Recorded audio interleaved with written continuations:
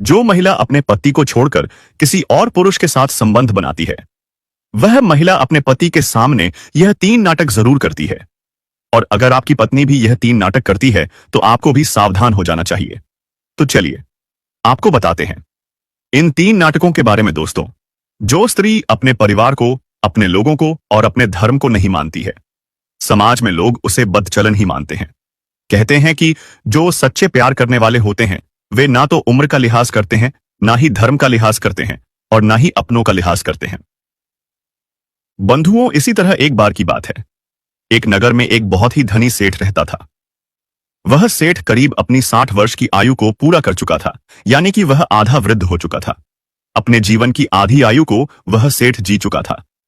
मित्र बंधुओं, इस उम्र में भी सेठ का विवाह नहीं हुआ था, परंतु सेठ चाहता तो अपनी बेशुमार धन दौलत के दम से कैसे भी विवाह कर सकता था। परंतु कहते हैं न कि मनुष्य का भाग्य और दुर्भाग्य केवल विधाता ही लिखते हैं, जो विधाता लिखते हैं वही होकर रहता है। श्रोता बंधुओं, आदि आयु पूरी करने के बाद भी उस सेठ का अभी तक विवाह नहीं हुआ था। तो उसके बाद से सेठ बहुत परेशान रहा करता था। और जब सेठ पूरी 60 वर्ष की आयु पूरा कर चुका था तो सेठ बड़ा ही चिंता में पड़ने लग गया। सेठ सोचने लगा कि मेरे पास खूब धन है, धन दौलत की मेरे पास कोई कमी नहीं है, खूब सारा मेरे पास पैसा है और मैंने अपने जीवन में केवल धन ही कमाया है। परंतु अब मेरी आधी से ज्यादा आयु हो बीत चुकी है। अब मेरे मर जाने के बाद में मेरे इस धन दौलत को कौन संभालेगा? आखिर इसका असली हकदार कौन बनेगा? श्रोता बंधुओं, फिर इसी तरह गांव के कई बुद्धिमान लोगों से सेठ ने जब चर्चा की, सेठ की उस चर्चा को लेकर उन बुद्धिमान लोगों ने, उन वरिष्ठ लोगों ने सेठ को अच्छे अच्छे रिश्ते बताए और सेठ से कहा कि तुम विवाह कर लो और विवाह के बाद में जब तुम्हारे कोई पुत्र या पुत्री होगी वही तुम्हारी इस पूरी जायदाद के असली हकदार बनेंगे। श्रोता बंधुओं, सेठ के पास खूब सारा धन था। धन की सेठ के पास कोई कमी नहीं थी। तो सेठ अपने विवाह योग्य लड़की देखने के लिए चला जाता है। जब एक लड़की के घर सेठ जाता है और उसमें अपनी वधू को देखता है, अपनी पत्नी को देखता है, तो सेठ की पत्नी करीब 20 वर्ष की एक नई युवती थी, एक लड़की थी। दरअसल में सेठ उस लड़की को देखकर, उस स्त्री को देखकर प्रसन्न हो जाता है और विवाह करने के लिए तैयार हो जाता है। श्रोता बंधुओं, फिर इसी तरह उस युवती स्त्री का विवाह उस वृद्ध सेठ से कर दिया जाता है। सेठ लड़की से विवाह करके उसे अपने घर ले आता है। जब सेठ अपनी पत्नी को अपने घर लेकर आता है तो दूसरे दिन ही सेठ अपनी पत्नी को अपने घर की सारी जिम्मेदारी सौंप देता है। फिर जब रात्रि का समय होता था और सेठ अपनी पत्नी के पास समागम करने के लिए जाता था तो उसकी पत्नी उसे आसपास भी नहीं रहने देती थी, क्योंकि वह वृद्ध था और दोस्तों कहा जाए तो उस सेठ की उम्र उस युवती लड़की के पिता के समान थी। और देखा जाए तो यह एक पाप के समान ही है। श्रोता बंधुओं, उसके बाद जब सेठ की वृद्ध आयु को देखते ही वह स्त्री पूरी तरह लड़खड़ा जाती है तो वह उसी के पास वाले एक सेठ के लड़के से प्रेम कर बैठती है। उसके बाद भी अपने सेठ पति को वह स्त्री अपने आसपास भी नहीं आने देती है, अपने हाथ को भी नहीं छूने देती है। और जैसे ही रात्रि का समय होता और सेठ सो जाता है तो वह अपने पति से, सेठ से झूठ बोलकर और उस सेठ के लड़के से मिलने के लिए चली जाया करती थी। श्रोता बंधुओं, इसी तरह काफी दिनों तक चलता रहा। सेठ ने भी कुछ नहीं कहा, क्योंकि सेठ अपनी उस पत्नी को खोना नहीं चाहता था।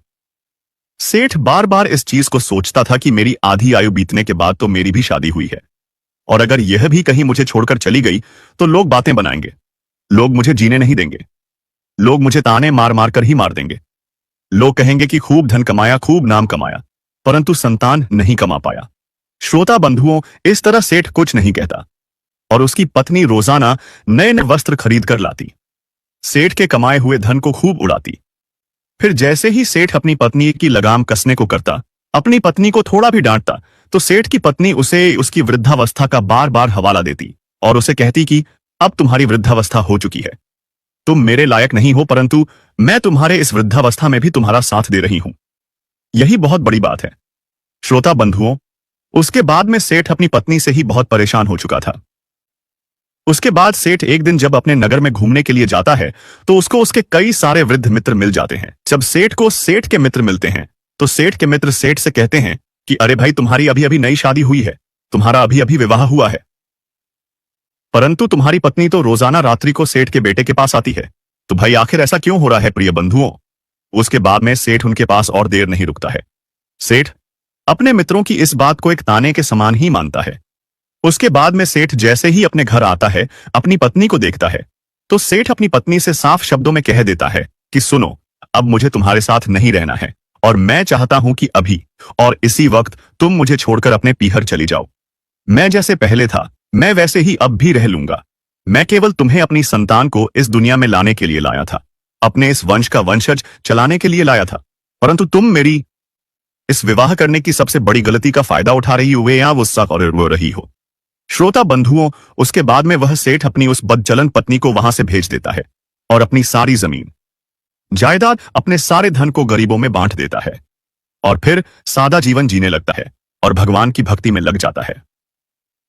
श्रोता बंधुओं, अब बात करते हैं कि जब स्त्री गैर मर्दों से समागम बनाती है, गैर मर्दों से आसक्त होती है, तो अपने पति के सामने, अपने परिवार के सामने कौन से 3 नाटक करती है।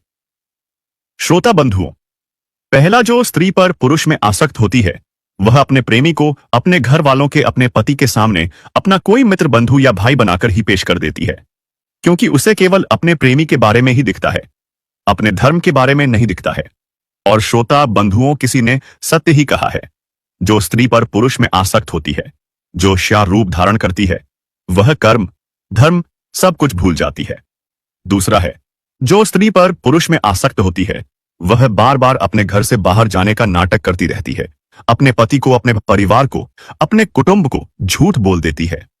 श्रोता बंधुओं, तीसरा है, जो स्त्री पर पुरुष में आसक्त होती है, वह अपने परिवार को, अपने पति को बार बार नीचा दिखाने की कोशिश करती है, उन्हें बार बार उनकी कमजोरी का हवाला देती रहती है, जिससे वे अपने मन से, भीत से बीमार हो जाता है।